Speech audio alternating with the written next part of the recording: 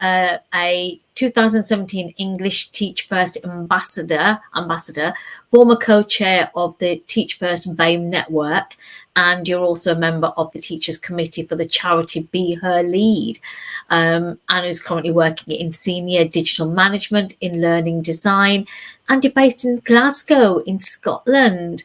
Okay, I'm waiting for the accent. Love the Scottish accent. So the floor is yours, Ben. Can we hand the floor over to Anu? Yeah. Hi. I'm just checking you can hear me okay. Yeah, we can hear you. Is that a yes? Okay, I'm going to assume that my mic's working. Fab. Oh, thank you so much for the introduction. That was really kind. I think I'm just going to jump straight into it. I feel like Inspiring Inclusion is such a great theme to have this year, especially as a woman of color in education. When I started off teaching, I was based in an inner city school in Birmingham, and I was actually teaching a predominantly South Asian student community. And I'd never really thought about my identity as much as a South Asian woman myself, who was using English within the classroom, using Shakespeare to really connect with my students and build new relationships there. I feel like since then, my journey within education has fortunately led me to connect with so many female South Asian educators. And for me, bearing witness to their stories is a great way to tell you a couple of things that I think will inspire inclusion from the intersectional lens. I really think within education, we can be much more inclusive if we are intersectional. And for me, being intersectional can really easily be broken down into 3 simple bits. So the first part is being courageous. The second one is being collaborative. And then the last one is being creative. For women of color in education, we actually have quite a few obstacles. And I don't like to think of life from a deficit lens, but whether it's research papers or statistics, you'll always find some sort of evidence around the fact that it's just a little bit harder for us to get into positions of leadership, to have our voices heard. So I think if you are in the midst of a female educator of color, acknowledge the courage that it's taken them to get there, whether they are in your 9 a.m. staff meetings, whether they are in your staff lunches when you're doing your little walking around a school, checking that all the students are all right, or their after school activities. If they have spoken up or if they've shared something and you're recognizing that vulnerability, stay in that moment with them, because the courage that it takes to often speak up and be heard can be a lot. It can be quite overwhelming. I think we've all been there, especially a bit earlier on in our education careers, where we said something that we really thought for the first time, but we were afraid to share what we were thinking. And the feeling stays with you for a long time, even after that particular meeting or that particular interaction is over. And so I would say the courage to be yourself and to uplift others is a big one for inspiring inclusion when we're looking at intersectionality. The second one is to be collaborative. I think moving into spaces of leadership or inspiring leadership qualities within everybody, it doesn't have to happen in official titles or positions all the time. It doesn't have to be the tweet about being promoted or being attaining a new position. Leadership conversations can happen every single day. It can happen, like I said, I've always loved that morning chat that all the staff have before they get, pre-assembly or when you get back into teaching, where somebody will say, I was thinking about trying this qualification. Like my mentor, her name is Tam Abdul Karim, and she is absolutely fantastic. I remember having a conversation a couple of years ago where she's a mum of 3 and she'd consider doing a part-time master's inspired by Women Ed. And she'd said, I'm thinking about it. What do you think? And in that moment, I told her, you should really go for it. I think it's a fab idea.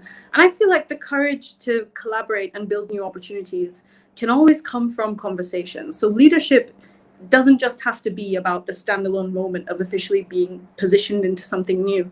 It can just be the courage to go ahead and do something that you've not done before. You're showing leadership in instances of your life, whether that's within your own education journey or in collaboration with others. Even what Step Up Network's doing, it's a vision for leadership to be able to equip leaders of tomorrow in new and creative ways, which brings me to my last point. I feel like we're sometimes too often waiting around for somebody else to do the next thing or to fill those gaps where we are looking for community and we are looking for voices to be heard. And I really feel like the best thing to do, if you're waiting around and something's not happened yet, is to go ahead and do it yourself. If you think there is a network out there or there is a need for a particular topic to be spoken about, then the best thing to do is just go ahead and do the thing yourself. I'll give you a really brief example of this. When I was co-chair of the BAME network, we realized that, coming back to this idea of educators who are teachers of color, often junior trainees who are from a POC background feel like they don't have people in senior leadership to either look up to or speak with. So we said, within the ambassador community, we know senior leadership who are fantastic heads and deputy heads who have these stories being educators of color. Let's get them in the same room as trainees who are just starting out. And that was pure magic to see those interactions where somebody 20 years down the line is sharing those stories of resilience, courage, of vulnerability, of fear, self-doubt. And they're sharing that with these new trainees who are really kind of new and fresh in their education journey. Watching that happen just in front of us, we did that through the Teach First BAME conference, was absolutely amazing. But we only did it because it hadn't happened before, and we thought, why not? And so I just think all of us, if we can think of a particular gap or we can identify something that's not being said enough, then we can inspire inclusion by just going ahead and being creative about how we do it. If it feels a bit overwhelming to do it ourselves, then we can always collaborate with others. That's why networks like Step Network are so important, to bring people together and think about the next steps so that truly we can bring it back to what previous speakers have actually said, that students of tomorrow who are currently watching us, who are so perceptive, who watch the way that we conduct ourselves and the way that we talk about ourselves, they also feel the courage to go ahead and do the things they've not done before, the creativity to think about what could be missing and how to make things better, and the collaboration to reach out and bring everyone together so that a wide intersectional range of voices are celebrated and uplifted within education as a space.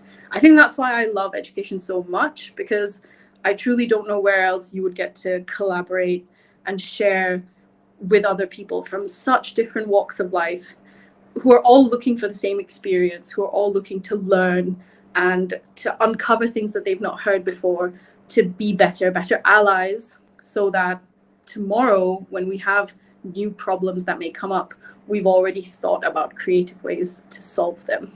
So I feel like, for me, inspiring inclusion comes down to building those spaces for intersectionality to thrive, so that ultimately, if we are in the room and we have a voice, we are all able to be heard at the table.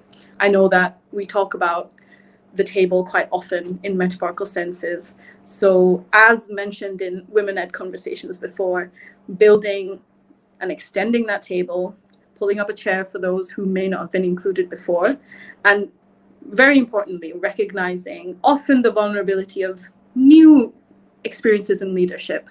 Because when you're just starting out and you're discovering your own voice, you're still asking yourself, what does my leadership journey look like? What qualities do I want to embody as a leader? And for the rest of us who are watching somebody develop in their leadership journey, it's really asking them, how can we best support you?